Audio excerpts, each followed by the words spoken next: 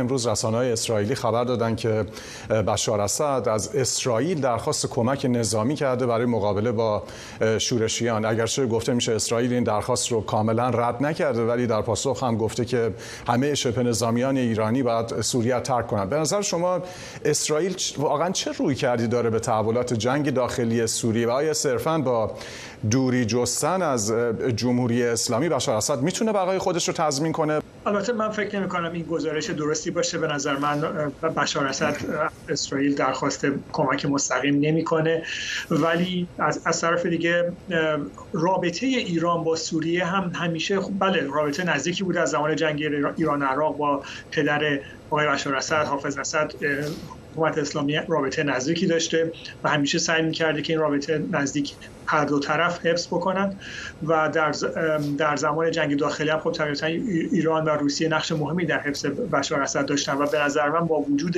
تمام در واقع سبزهایی که کشورهای عرب خلیج فارس، کشورهای غربی به بشار اسد نشون دادن، در نهایت اونا اتکاشون به روسیه هست و به حکومت ولایت فقیه و به نظر من از این ائتلاف هیچ وقت خارج نخواهد شد بشار اسد. من فکر نمی‌کنم که بشار خیلی سریع در دامان اسرائیل بیفته، از اسرائیل کمک بخواد و به نظر من هم این گزارش که در مورد اسرائیل و نزدیکی رژیم اسد شده من فکر نمی‌کنم درست باشه. چه امتیازاتی رو احتمالاً دولت بشار اسد میتونه به بازیگران منطقه و قدرت‌های غربی برای حفظ قدرتش بده؟ اخباری که منتشر میشه نسبت به اینکه خب وعده‌هایی به بشار داده شده که دور بشه از جمهوری اسلامی و روسیه، به نظر من مطابق میدان و واقعیت هم نیست و همونطور که قبلا هم توضیح دادم و نیاز به اطاله کلام هم نیست. بشار نسبت به این مسئله در کوتاه مدت روی خوش نشان نخواهد داد.